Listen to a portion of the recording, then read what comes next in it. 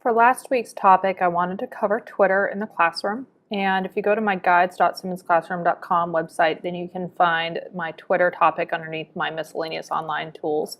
And you'll find my presentation there, as well as a link over here to the presentation itself if you want to see it larger if it doesn't load.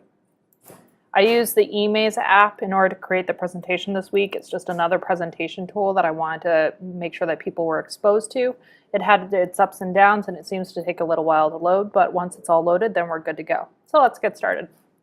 The main reason why I wanted to cover Twitter last week was because I've had a lot of teachers who have expressed their concern, well-founded, about the use of Twitter in their classroom and how disruptive it has been with their students.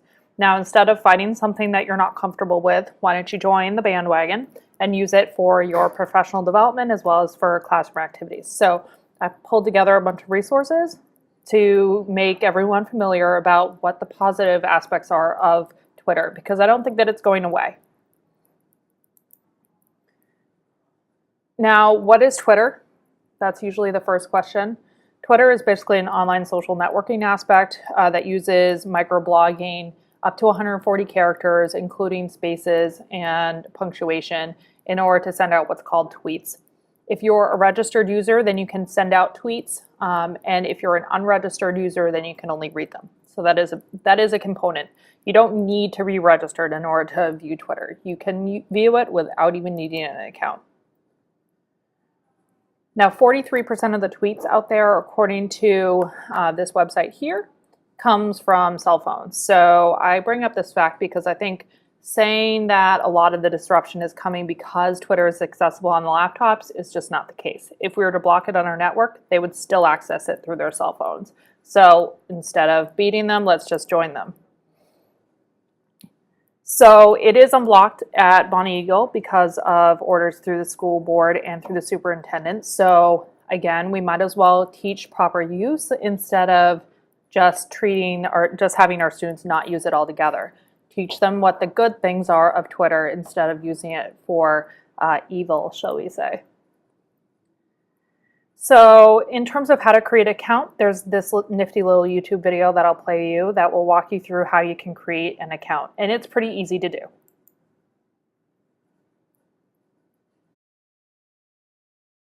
All right, my name is Peter, and we are going to learn how to create a Twitter account today. We're going to start out by going to the Twitter homepage, which is twitter.com. And if you're already a user, you can sign in over here, but we're going to the Get Started button on the bottom here. And we're going to type in our full name. This is just so people can search and try and find you on Twitter so they can follow you. A username that you want. Hopefully it'll be available. A password. And an email where they can send you updates if you want, or if you don't want, then they won't. And we're going to fill in this security thing at the bottom. And then we're going to click Create My Account. Alright, after that, it's going to let you see if you have any other friends on these other networks here, and it'll automatically search them to see if they already have Twitter accounts. We're just going to skip this step.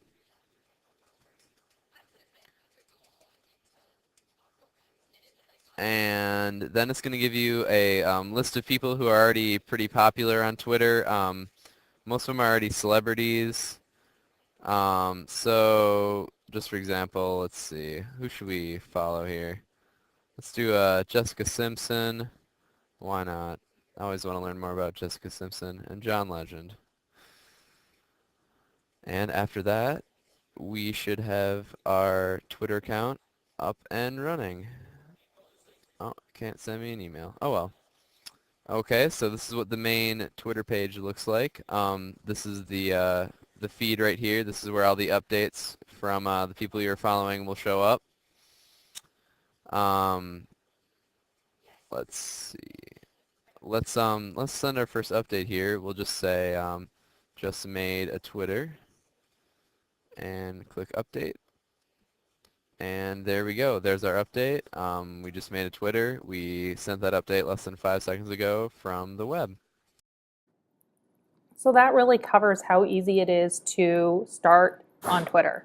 Now, obviously, there's a lot more to it than that, but that gives you the general idea.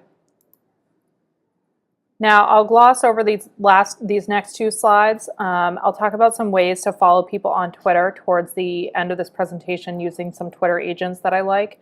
But for example, you can follow me on Twitter by clicking on this link. I'm Susie Tech Inter, which is kind of odd, but I ran out of characters. And Twitter right now is supposed to be unblocked, but it's sort of half blocked right now on our network. So if it wasn't half blocked, then you'd be able to click on the follow me button and follow me. And there's a YouTube video here that will walk you through how to do it.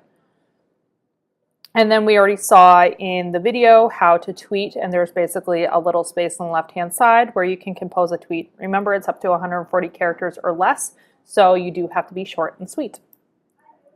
Now, how can we actually use this in our classroom? So the most basic way is to tweet out reminders about upcoming due dates and assignments. If you have a large population of your students that are already on Twitter, then this is a really handy way of going about sending out reminders. There are other websites that do reminders. So if you're looking at Twitter specifically for reminders, then you might want to look at something like remind101.com instead, which is meant for sending out reminders through text messaging and email.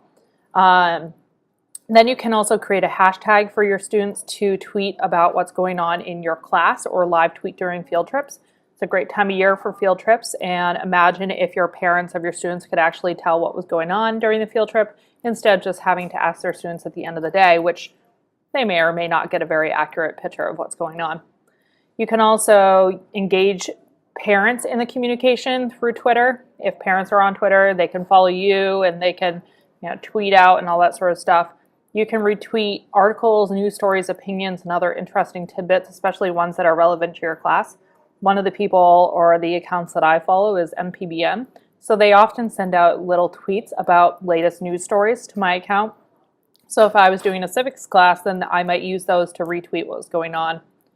And then you can also have students tweet out reactions to books and articles. And there's a link here on how to study Orwell using a Twitter style. So you're looking at very, very short, succinct pieces of writing about, in this case, from an 8th grade class using Orwell. So those are some really good, quick and easy ways to go about it. While I'm on that last slide, I did want to mention that hashtags, which I'll talk about a little bit later, are basically just like this. They're the hashtag symbol, the pound symbol with a bunch of characters at the end. You don't really have to register this. You just decide one that isn't being used, and then you can start using it during your field trips. So EdTech Chat is one that I follow, and we'll talk about that during the professional development stage of this presentation. Using a little bit more in depth, if you have that student that's always in the back of your classroom raising their hand trying to ask questions the whole time, then you could use it as a back channel. So that way, instead of interrupting class when you're in the middle of your groove, you could get them to tweet out questions, and then you could cover them as time allows. You can also have students chat and interview industry experts in their chosen field of study. So if you have a student, for example, that's looking at technology, some of them may say, I don't need college, I already know everything. Like, a lot of people are successful and they don't go to college. How accurate is that? They can actually go out and interview people through Twitter, asking them about how they got into the field of study that they're in and what they did for education and all that sort of stuff. So giving them either some weight to their argument or some weight to your argument, getting them to see both sides. They can also write micro reviews and articles on topics and books. Talk about getting really good at writing summaries, 140 characters or less. Review this article or this book. Pretty awesome. For art teachers, you can have them design their background images or the header images for different profiles. It's a little bit harder because right now Twitter is seemingly half blocked on our network. But when it does work, you can, like now, this background image can be specified or designed by our students, and then they can also do some background work as far as I know. So those are some good ways to look at the graphic design aspects, because if you're designing the graphic for up here, you need to take into account, for example, the profile image, cutting into it here, and all that sort of fun stuff. You can also use it to create a virtual art gallery, because if you set up a hashtag, for example, Bonnie Eagle Art Show, then you could tweet out or have students tweet out photos of their art or maybe videos of the art that they've done to that hashtag, and then people can follow it, and it becomes like a live virtual art gallery. In terms of the math applications, you can use this site, Tweetstats, to look at the actual statistics behind different tweets.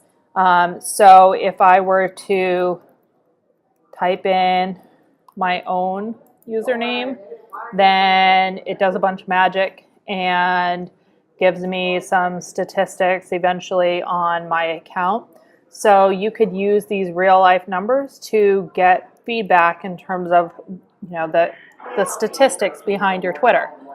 These kids are no longer going to go, well, the statistics don't matter to me, it's not going to make a difference. If you give them real life numbers, then maybe it will. You can also have them summarize the day's class in 140 characters or less. So instead of that long-winded multi-paragraph, this is what I learned in class, every single detail, tell me what the important parts were. 140 characters or less, tweet it out to me, you're done. And then finally, for some 5 in-depth ways, I love these ones. You could look at writing fake tweets. This site, you don't need a Twitter account, so if that makes you nervous, then you don't need it. But Class Tools lets you basically create a fake tweet for someone that's famous. So for example, we'll look at Abigail Adams. So though I may be 52 years old, public education for women shall not be ignored. We the people must educate our founding mothers. Hashtag inspire. So what would go into this? Well, whoever created this one created it on March, or created it as a timestamp of March 4th, 1797. So they had to do a little bit of investigative work to figure out when she would have been 52 years old, what date that would have been.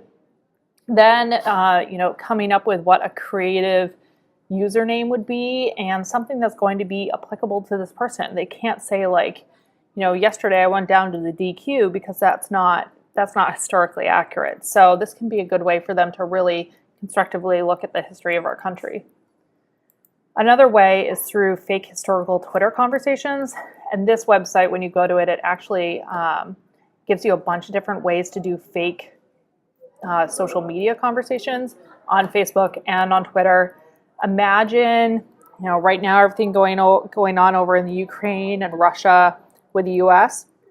Imagine having your students create fake Twitter or Facebook conversations of Putin with Barack Obama and what they would be saying if they were having a Twitter conversation about the stuff that's going on over there.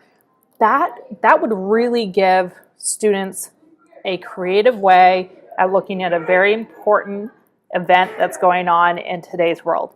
And it would make them have to do the research in order to make sure that it's going to be accurate. So these are really, really fun tools to use that will get your kids engaged into what you're doing in the classroom right now and paying attention to what's going on in the world. This particular link shows you 20 different interesting ways to use Twitter in the classroom in general, but the one that I like the most is the idea of extreme summarizing books and articles. Imagine having to summarize a whole book in 140 characters.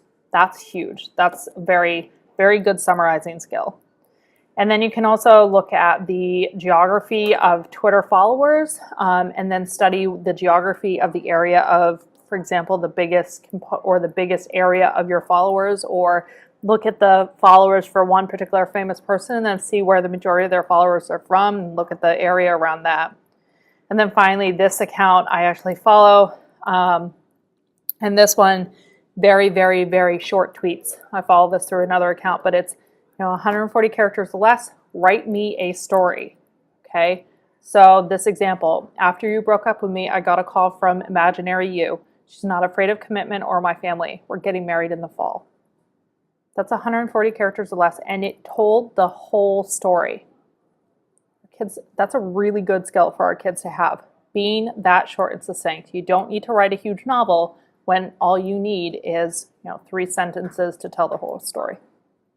So those are some really good ways to use Twitter in the classroom as well, and social media in general.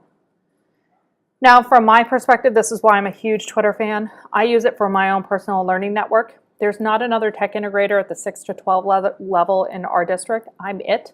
So I have 2 others at the lower levels that I can rely on for my professional learning. But really, Twitter is where I find the majority of the people that I'm going to pull inspiration from. Now, setting this up, basically you follow a hashtag, and if you go to this list, there are tons of lists out there, but this particular one is from Alan November, and it gives you a list of popular educational hashtags on Twitter. So if you're someone who is interested, for example, on just middle level education, then you could look at mid-lev ed, and that would be where some other middle level educators might be tweeting back and forth. Maybe you're especially concerned about cyber safety. There's another one. I follow the ones that deal with ed tech or ed tech chat, and then there are a couple that are specific to Maine as well. Being that we're in the one-to-one classroom in Maine, we have a lot more influence in terms of technology or access to technology than other people do. So there are a bunch of different hashtags that I follow in order to ensure that I'm going to get the content that I want. And basically what that does is that it doesn't matter who tweets out. If they have that hashtag, then I will see it show up in my feed. So that's going to be the big part. There are also some additional resources here. So there are 6 different ways that you can use, or 6 different lists in terms of using Twitter in the classroom. This particular one, Twitter and Bloom's Taxonomy, 22 different ideas, 50 ways to use Twitter in the classroom on this one. There are a bunch of different ones, as well as a guide to how to use it in the classroom. Now, how do you use it professionally? I use Tweetdeck, which is this tool here. It's an extension within Chrome as well as a website. And basically what this allows me to do is that this is my feed of who I follow. This one here is who mentions me in their tweets. So when they use the @SusieTechInterger, then that's all those instances will show up in this column. Notifications of people following me or retweeting what I post out or favoriting it. Some messages. And then also down here, this is why I like using a Twitter client. All of these are hashtags. And those hashtags, as I just mentioned, are basically ways of continuing conversations about different things. So educational chat for Maine, educational technology chat. This is game-based learning. That's what GBL stands for. So all these tools or all these hashtags that I follow are ones that are going to be important to me in my professional learning. So it's a good way for me to keep in the loop with everyone. There is another one. Janetta is another commonly used application. It is a downloadable application for your Mac or your PC. I haven't used it, but based on my Google searching, it's a very common, popular application to use. So if you're using Twitter already, check out TweetDeck or another Twitter client in order to make your Twitter more manageable. And if you aren't using Twitter and you want to use Twitter, if any of the ways that I mentioned is interesting to you, just let me know. Let's sit down, talk about it, and set you up, especially for this coming year. Twitter really is a good tool to use if you know how to use it right. Have a great day.